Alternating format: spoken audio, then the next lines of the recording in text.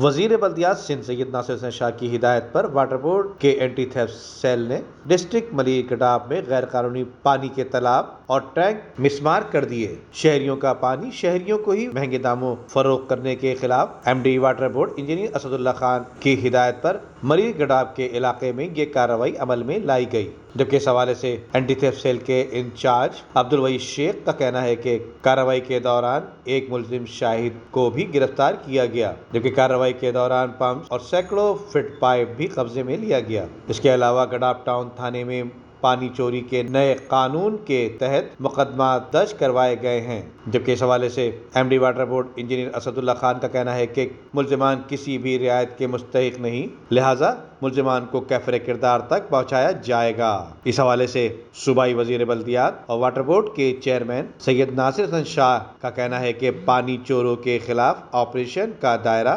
مزید وسیع کرتے ہوئے ان کو قانون کی گرفت میں لایا جائے تاکہ شہریوں کے پانی کی فراہمی میں کوئی تعطل کا شکار نہ ہو۔ ندیم صدیقی، میٹرو 7 پاکستان۔